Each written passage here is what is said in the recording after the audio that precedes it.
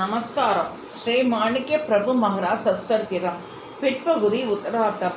தற்போது ஹுமனாபாத் என்னும் பட்டணத்தின் மேற்கில் 2 மைலுக்கு அப்பால் 2 நதிகளாக விரஜா குருகங்கா சேர்ந்து சங்கமேற்படுகிறது. இவை மாணிக் நகரத்திற்கு தெற்கு எல்லையாகவும், கிழக்கில் ஹுமனாபாத், மேற்கில் கடவந்தி என்னும் நகரமும், வடக்கில் துமனிசூர் என்னும் கிராமம் இருக்கின்றன. இந்த மாணிக் நகர் சுமார் கிபி 1846ஆம் வருடம் ஸ்தாபித்ததாக தெரிகிறது. தற்போதும் இந்த மாணிக் நகர் ஹுமனாபாத் நகரத்தை ஒட்டியே தபால் தந்தி முதலிய அலுவல்கள் வழங்கி வருகின்றன. ஹுமனாபாத் இந்திய சரித்திர வரலாற்றில் பிரசித்தி பெற்ற ஒரு இடம். இதை முன்பு ஜெய்சிங்க நகர் என்று அழைத்து வந்தனர். சத்ரபதி சிவாஜி மகாராஜாவின் சேனையில் தானாஜி என்னும் போர் வீரன் ஒருவன் இருந்தான். அவன் 10,000 குதிரை வீரர்களின் சேனாதிபதி. இறுதி வரையில் அவுரங்கசீப்புடன் சண்டை செய்து சிவாஜியின் புதல்வன் சாகுவை சிறையிலிருந்து மீட்டு மகாராஷ்டிரா ராஜ்யத்தின் கௌரவத்தை காப்பாற்றியதால் அவனுக்கு ஜெய்சிங்கராவ் என்றும் பட்டம் கொடுக்கப்பட்டது. இவனுக்கு பிறகு சேனாதிபதியாக அவனுடைய குமாரரான சந்திரசேனன் தகப்பனாரின் ஞாபகார்த்தமாக ஒரு ஊரை நியமித்து அதை ஜெய்சிங்கப்பூர் என்று பெயரை வழங்கினான். பிறகு அநேக கைகள் மாறி இதை திப்பு சுல்தான் கைப்பற்றினான். அவனுக்கு பிறகு நிஜாம் ராஜ்யத்தில் சேர்ந்து ஹுமனாபாத் என்னும் பெயர் பெற்றது. இது மிகவும் சீத்திர பட்டணமாக இருந்து தற்போது மைசூர் கர்நாடகா ராஜ்யத்தில் இருந்து வருகிறது. அநேக காரணங்களை கொண்டு பிரபு தன் வாசஸ்தலமாக இந்த இடத்தை தேர்ந்தெடுத்து புனிதமாக்கினார். முதலில் அவர் பில்வம் மரத்தடியில் அநேக நாள் வாசம் செய்து, பிறகு சில குடிசைகள் ஏற்பட்டு ஸ்ரீ தத்தாத்திரேயருக்கு ஒரு பீடமும் ஏற்பாடாயிற்று. மெல்ல மெல்ல அநேக குடிசைகள் தோன்றின. பிரபுவின் 18 இலாக்காக்களும் பண்டார்கனா என்னும் ஊர் பிட்டுரையும் ஏற்பட்டது. பிரபுவின் பேரால் அந்த ஊர் நவாப் அநேக நிலங்கள் சாசனம் செய்து வைத்தார். யாத்ரீகள் வர ஆரம்பித்தனர். அப்போது பிரபுவிற்கு 28 வயது இருக்கலாம் என்று சொல்லப்படுகிறது. பக்தர்களில் எல்லாவித மதஸ்தர்கள் இருந்து ஆயிரக்கணக்கான பாத காணிக்கைகளை சமர்ப்பித்தனர். எவருக்கும் இல்லை என்றே சொல்லாமல் அனைத்தையும் தானம் செய்து வந்தார். இல்லை என்ற பேச்சுக்கே இடம் கிடையாது. ஆயிரக்கணக்கில் தினமும் அன்னதானம் செய்யப்பட்டது. ஆனால் பிரபுவோ 4 பிரம்மச்சாரிகள் வாங்கி வந்த பிஷையை ஸ்ரீ தத்தருக்கு நிவேதனம் செய்து சில கவளங்களை உண்டார். பிஷை என்றே 4 திசைகளிலும் சிஷ்யர்கள் போவார்கள். அந்த பிஷை ஜோலியர்கள் வந்த பிறகு பிரபு பிரசாதத்தை உண்டார். பிரபு ஜாவர், சோளம் என்னும் மாவால் செய்த ரொட்டியையும் பூண்டின் துவையரையும் மிகவும் விரும்பி புசிப்பார்.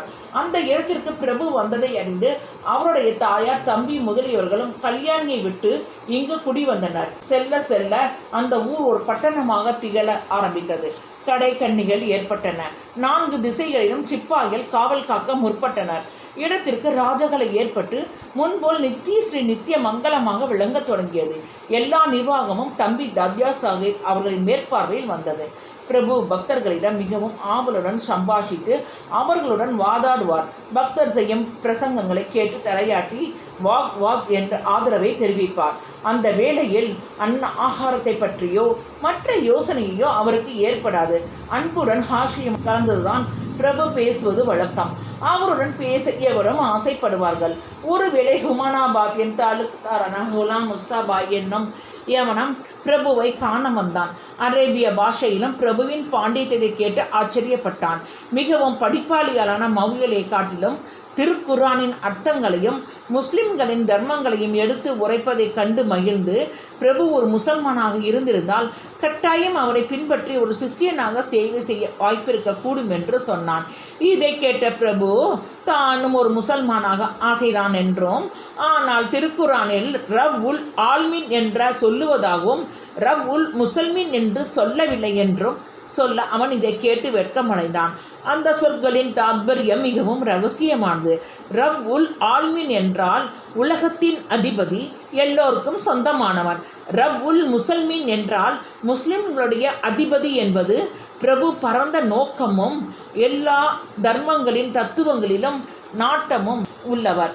தன்னுடைய மதம் சிரேஷ்டம் என்று எவன் வந்தாலும் அவர்களை அவரவர் மத ஆதாரங்களை கொண்டே தலைகுனிய வைப்பார். மிகவும் மதப்பட்டுள்ள குலாம் முஸ்தாபா பிரபுவிடம் மிகவும் மரியாதையுடன் பிறகு நடக்கலானான். முஸ்லிம்களின் பெரிய பெரிய பிர்ஜாத்களும் மௌல்கிகளும் காஜிகள் முதலிய அறிவாளிகள் பிரபுவின் தரிசனத்திற்கு வந்து அவருடைய அன்பையும் ஆற்றலையும் கண்டு அவரை குதா தெய்வம் என்றே நினைக்கலாயினர்.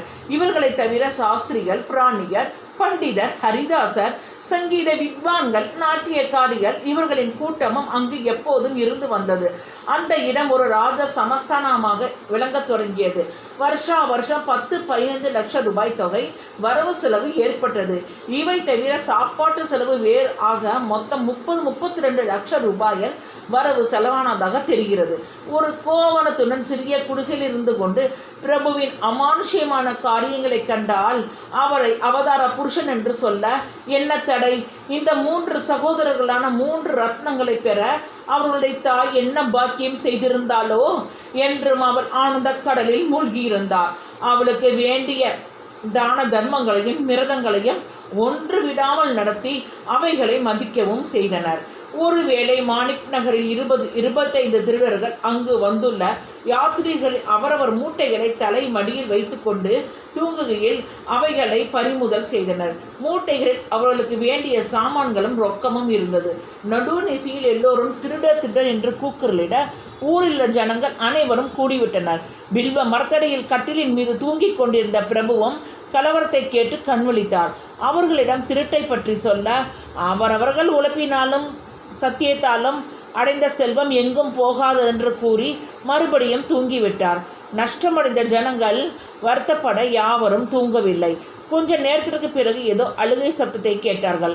ஆனால் இருட்டாகியிருந்ததால் பொழுது விடிய காத்திருந்தனர். விடிந்ததும் கொஞ்சம் தொலைவில் சிலர் ஓலமிடுவதை கேட்டு அனைவரும் சென்று பார்க்க ஒரு பாலம் கிணற்றில் 25 பேர்கள் கண் தெரியாமல் தடுமாறுவதையும் அழுவதையும் கண்டு சமாசாரத்தை பிரபுவிடம் தெரிவித்தனர். பிரபு அவ்விடத்திற்கு வந்து அவர்களின் அழுகையை பற்றி விசாரிக்க அந்த ஊரில் மாணிக் பிரபு என்ற சாது இருப்பதாகவும் அவர்கள் யாத்திரிகர்களுக்கு ஏராளமாக தானம் செய்வதாகவும் அதை அபகரிக்க பக்கத்திலுள்ள காட்டிலிருந்து ஒரு கூட்டம் வந்ததாகவும் திருடின மூட்டைகளை கடத்தி செல்லுகையில் அவர்களை ஒரே கட்டாக கட்டி இந்த பாலும் கிணற்றில் யாரோ தள்ளி விட்டதாகவும் பார்வை இழந்து விட்டதால் பிரபுவினிடம் மன்னிப்பு கேட்பதாகவும் இனியும் இந்த கேவலமான திருட்டு தொழிலை விட்டு விடுவதாகவும் சொல்லி கதற ஆரம்பித்தனர். மேலும் வேறு பிழைப்பில்லாததால் இந்த தொழிலை மேற்கொண்டதாகவும் பிரபுவிடம் சொல்லி ரட்சிக்கும்படி கோரி அழ ஆரம்பித்தனர். அவர்களுடைய நிலைமையை கண்டு பிரபு மனமிறங்கி ஆட்களை கொண்டு கிணற்றிலிருந்து அவர்களை மீட்கச் செய்து அவர்கள் திருடின மூட்டைகளை சொந்தக்காரர்களிடம் ஒப்படைக்கப்பட்டன. திருட்டு தொழிலை கைவிட்டு விடுவதாக தைரியம் செய்ததால் அவர்கள் இழந்த பார்வையை மீண்டும் பெற்று மகிழ்ச்சி அடைந்து பிரபுவிடம் சேவை செய்ய ஆரம்பித்தனர். ஆக குரு தர்பாரில் ஒரு விதமான பயம் இல்லாமல் யாத்திரிகள் இருக்கலாயினர்.